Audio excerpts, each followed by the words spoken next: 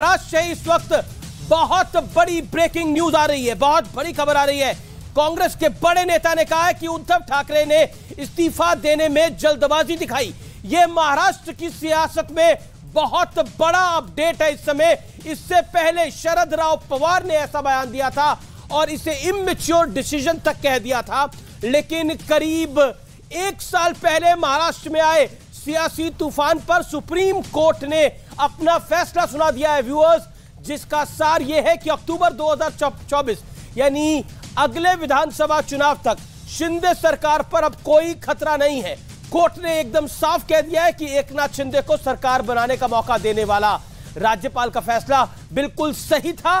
Court ने यह भी कहा है कि उद्धव ठाकरे ने फ्लोर टेस्ट का सामना किए बिना इस्तीफा दे दिया था, इसलिए अब उन्हें राहत की कोई गुंजाइश बनती नहीं है।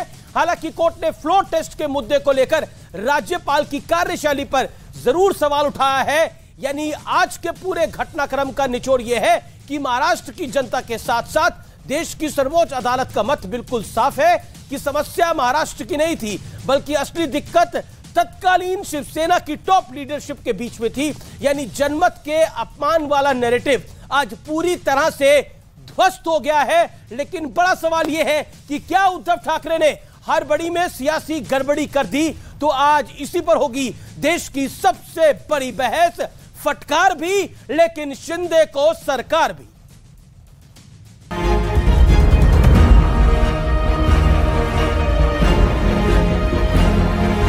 एकनाथ संभाजी शिंदे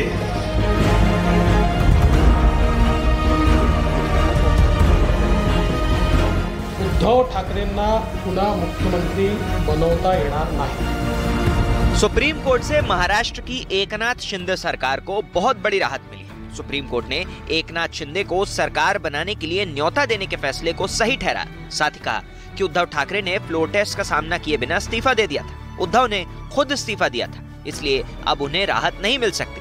हालांकि सुप्रीम कोर्ट ने राज्यपाल के फ्लोर टेस्ट वाले फैसले को गलत बताया। सुप्रीम कोर्ट ने स्पीकर के उस फैसले को भी गलत बताया जिसमें उन्होंने शिंदे गुट के भरत गोगावले को चीफ विप माना था। बागी विधायकों की अयोग्यता पर फैसला सुप्रीम कोर्ट ने स्पीकर पर छोड़ दिया है। कानूनी तौर पर मैंने इस्तीफा दिया, शायद गलत हो सकता है, लेकिन नैतिकता अगर देखे तो जिन लोगों को मेरे पिताजी ने, मेरे पार्टी ने सब कुछ दिया, वो लोग उठकर मेरे ऊपर उंगलियां उठाए, तो उनके लिए मैं मेरा विश्वास या अविश्वास क्यों जताने की कोशिश करूं? आज उद्धव ठाकरे जी उन्होंने ये कहा कि मैंने नैतिकता के आधार पर इस्तीफा दिया था, क्योंकि मैं उनको सवाल पूछना चाहता हूं कि बीजेपी के साथ चुनकर आए और मुख्यमंत्री की कुर्सी के लिए कांग्रेस एनसीपी के साथ आप गए, उस समय इस नैतिकता को कौन से डिब्बे में आपने बंद किया था? जिन लोगों ने मेरे पार्टी से सब कुछ लिया और गद्दारी की, तो गद्दार लोग मेरे ऊपर अविश्वास लाए और उसका मैं सामना करूं, कैसे हो सकता है? ये तो गद्दार लोग हैं। सिर्फ और सिर्फ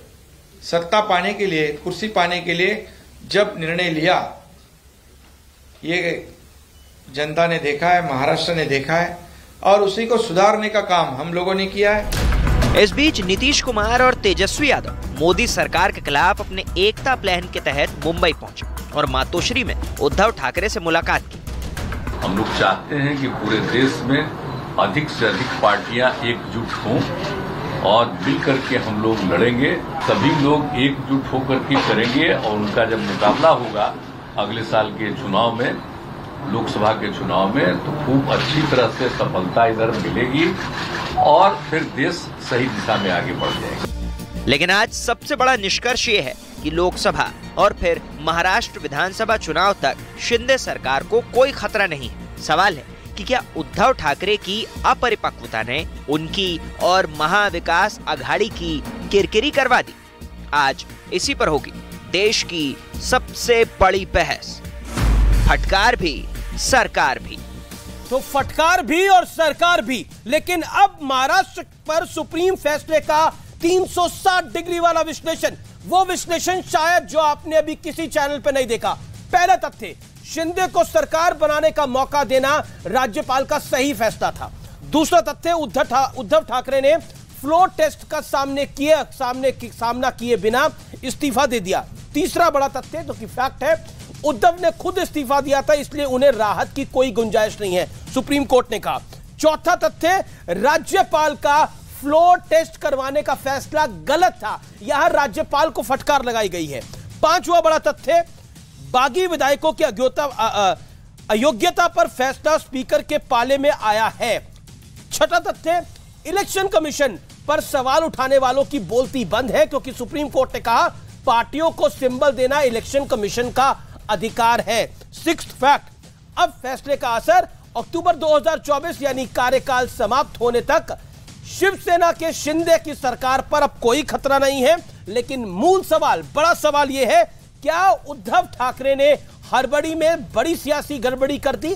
क्योंकि जिस तरह से कांग्रेस सवाल उठा रही है, जिस तरह से शरद राव पवार ने पूर्व में सवाल उठाए थे, यह सवाल बनता है। मेरे साथ बात करने के लिए कौन कौन जुड़ रहा है? पृथ्वीराज चौहान है मेरे साथ, फॉर्मर सीएम महाराष्ट्र के, जिनका बड़ा बयान, आज की बड़ी हेडलाइन है, news maker of the day है। पृथ्वीराज चौहान साहब मेरे साथ मौजूद हैं। गौरव भाटिया मौजूद है मेरे साथ, प्रवक्ता भारतीय जनता पार्टी के और सीनियर वकील सुप्रीम कोर्ट के। प्रियंका चतुर्वेदी मेरे साथ मौजूद हैं, शिवसेना की उद्धव गुट की नेत्री है और मेंबर ऑफ पार्लियामेंट है राज्यसभा की। आप तीनों का अभिनंदन है। मैं इस मूल सवाल के साथ आता हूं चौहान साहब, क्योंकि आज आपने एक बड़ी स्टेटमेंट दी और आपने बोला कि उद्धव जी ने जल्दबाजी दिखाई फैसला लेने में, इस्तीफा देने में।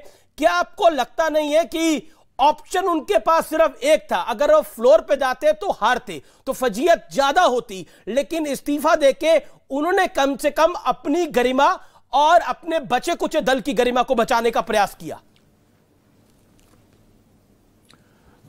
देखिए, मैंने ये जो वक्तव्य दिया था, उद्धव जी ने सोशल मीडिया पे अपना इस्तीफा दिया जी। किसी भी उनके जो महाविकास आघाड़ी के जो घटक दल है, उनके किसी भी नेता के साथ उनकी बातचीत नहीं हुई थी। और हम सब ने उद्धव जी का वक्तव्य सुना, मेरे ख्याल है 20 जुलाई का शायद वो था, और हम सब आश्चर्यचकित हो गए कि एकदम अचानक उद्धव जी ने मुख्यमंत्री पद का इस्तीफा दिया। और मेरे पास एक मीडिया के प्रतिनिधि थे, उन्होंने एक आधे घंटे के अंदर ही मेरी प्रतिक्रिया पूछी थी। तब मैंने उस समय कहा था 20 जुलाई को कि उद्धव जी ने बहुत बड़ी गलती कर दी है, उनको सभागृह में जाना चाहिए था, सदन में जाना चाहिए था और वहां पे एक अविश्वास या जो भी विश्वासदर्शक प्रस्ताव है उसका सामना करना चाहिए था, चाहे जो भी कुछ नतीजा हो। महाराष्ट्र की पूरी जनता टीवी के माध्यम से किसने किसने गद्दारी की है वो सब देखती। लेकिन उनका इस्तीफा होने के बाद फिर अगली प्रक्रिया नया मुख्यमंत्री चुनना स्वाभाविक थी। तो मैंने उसी समय तुरंत एक प्रतिक्रिया दी थी जो आजकल अभी वायरल हो रही, क्योंकि सुप्रीम कोर्ट ने भी शायद यही कहा है कि अगर उद्धव ठाकरे जी अपने मुख्यमंत्री पद का इस्तीफा नहीं देते तो शायद उनको मुख्यमंत्री पद हम बहाल कर सकते थे, क्योंकि जो भी घटनाक्रम हुआ है वो गैर कानूनी हुआ है। इस पर से स्पष्ट रूप से सर्वोच्च न्यायालय ने सुप्रीम कोर्ट ने कहा है कि स्पीकर साहब ने गलत फैसला लिया, गवर्नर साहब ने गलत फैसला लिया। जी सर। लेकिन फैसला लेने के बाद अगर इस्तीफा दिया तो नया मुख्यमंत्री चुनना स्वाभाविक था। तो जो घटना हो चुकी है, लेकिन देखिए, इसका काउंटर पॉइंट ये कि उद्धव जी अगर फ्लोर पे जाते, जी, इसका एक काउंटर पॉइंट है कि उद्धव जी अगर फ्लोर पे जाते तो फ्लोर पे भी उनको सामना करना पड़ता और वो एक बड़ा वो फिर एक दूसरी पॉलिटिकल लड़ाई होती या फिर दूसरा विषय होता। लेकिन आपने जो बात रखी, मैं सीधा प्रियंका जी का रुख करता हूं जो कि मेंबर ऑफ पार्लियामेंट है। मैं सीधा आपको बताता हूं, प्रियंका चतुर्वेदी, जो आज फैसला आया है उसमें फटकार भी मिली है लेकिन शिंदे को सरकार भी मिली है, इसमें कोई दोराई नहीं है। जहां उन्होंने गवर्नर के रोल पे सवाल खड़ा करा है, स्पीकर पर सवाल खड़ा करा है, लेकिन साथ में यह भी कह दिया है कि सरकार तो अब शिंदे ही चलाएंगे अक्टूबर 2024 तक। क्या आपको लगता है इट इज अ सेटबैक? नहीं, सबसे पहले आपने कौन से जजमेंट के कौन से हिस्से में लिखा है कि वो सरकार चलाएंगे 2024 तक? मैंने तो कहीं नहीं पढ़ा उस जजमेंट में। सबसे पहली बात ये। दूसरी बात, आपने कहा कि फटकार लगाई है। सिर्फ फटकार नहीं लगाई है, उनका मुखौटा देश के सामने से चीर फाड़ कर हटाया है। और क्या क्या कहा है? आप तो ये बात करें अरे उन्होंने फ्लोर टेस्ट नहीं किया, पर फ्लोर टेस्ट से पहले जो भी कार्रवाई हुई उनने उसको इलीगल और अनकॉन्स्टिट्यूशनल कहा है। और मैं आपको क्रोनोलॉजी बता दूं, पहले डेप्यूटी स्पीकर का रोल था कि 16 जो एमएलएस का डिस्क्वालिफिकेशन हमने दिया था वो उन्होंने कारण मांगे थे जी, और फ्लो टेस्ट स्टॉप करने के लिए भी हम लोग सुप्रीम कोर्ट में गए थे। उस समय वेकेशन बेंच ने ये निर्णय लिया था कि फ्लो टेस्ट रहेगा, हम रेट्रोस्पेक्ट में डिसाइड करेंगे सही था या गलत था। तो उन्होंने कहा, मुख्यमंत्री ने सोचा कि मैं इस असंवैधानिक तौर तरीकों के साथ नहीं जाना चाहता हूं, मैं नैतिकता के आधार पर रेजिग्नेशन दे देता हूं। ये सरकार बचाने के लिए, सरकार बहाल करने की लड़ाई नहीं है भाई साहब। आप 10th शेड्यूल को मिटाने का काम कर रहे थे, आज 10th शेड्यूल बहाल किया है और आपने बहुत सारे फैक्ट्स रखे, फैक्ट 1, फैक्ट 2, फैक्ट 3। मैं आपके थोड़े फैक्ट्स जोड़ दूं। जो इलीगल अपॉइंटमेंट ऑफ विप है, जिसके आधार पे स्पीकर का चुनाव हुआ है और इस असंवैधानिक मुख्यमंत्री को स्टैंप मिला है ट्रस्ट वोट के माध्यम से, वो एक इलीगल विप के आधार पे इलीगल अनकॉन्स्टिट्यूशनल तरीके से हुआ है। दूसरी चीज, उन्होंने गवर्नर सिर्फ ऑब्जर्वेशन नहीं है कि गवर्नर डिसीजन वाज अनकॉन्स्टिट्यूशनल, बाकायदा वो जजमेंट का हिस्सा है। यस। तीसरी चीज उन्होंने 10th शेड्यूल के बारे में कहा है कि लेजिस्लेटिव पार्टी ये निर्णय नहीं ले सकती है विप कौन होगा या पार्टी लीडर कौन होगा। वो जिम्मेदारी पार्टी पक्ष के अध्यक्ष की होती है, जो शिवसेना उद्धव बाला साहेब ठाकरे जी की है। चौथी चीज उन्होंने ये कही कि इलेक्शन कमीशन ऑफ इंडिया ने निर्णय तो लिया है, पर निर्णय वो इस आधार पे नहीं ले सकते हैं कि आपकी लेजिस्लेटिव स्ट्रेंथ क्या है। उनको निर्णय इस आधार पे लेना है कि ऑर्गेनाइजेशनल स्ट्रेंथ क्या है, और ऑर्गेनाइजेशनल स्ट्रेंथ अगर आप हमारे एफिडेविट्स ही देखेंगे, ऑर्गेनाइजेशनल स्ट्रेंथ हमारी तरफ है। पांचवी जो इंपॉर्टेंट चीज उन्होंने कही है वो ये कहा है, ये निर्णय स्पीकर का अधिकार क्षेत्र में आता है और टाइम बाउंड मैनर में स्पीकर को ये निर्णय लेना पड़ेगा डिस्क्वालिफिकेशन का। तो मैं आपको बता दूं, स्पीकर के चुनाव से लेकर चीफ मिनिस्टर के ट्रस्ट वोट तक और उसके बाद जो भी सदन में घटा है, बजट हो या जो भी हो, वो इलीगल विप के अनुसार हुआ है, इलीगैलिटी के माध्यम से हुआ है और हम उसको आगे भी चैलेंज करेंगे और स्पीकर से कहेंगे कि इसका निर्णय लीजिए। तो आप पार्शियल फैक्ट चेक मत करिए, आप पूरा जजमेंट पढ़िए और जजमेंट के आधार पे जजमेंट करके 7 फैक्ट्स है। स्पीकर का फैक्ट भी हम ही ने रखा और साथ ही साथ जो गवर्नर के लिए पॉइंट रखे वो भी रखे। It is a part of the order और ऑर्डर को जैसा ऑर्डर है उसी को हम पढ़ रहे हैं, उसमें हम कोई इफ एंड बट कर ही नहीं सकते। You are right in saying कि स्पीकर के ऊपर सवाल खड़ा करा है, उनकी विधिता पर सवाल खड़ा करा है। You are right in saying, लेकिन लेट मी गेट जी आप क्यों इतना तिल मिला रहे हैं? मैं तिल मिला, गौरव भाटिया जी है ना, वो बात करेंगे ना। गौरव भाटिया के पास ही पूछ रही हूं कि आपने कौन से जजमेंट के कौन से हिस्से में लिखा है कि ये सरकार अक्टूबर 2024 तक रहेगी?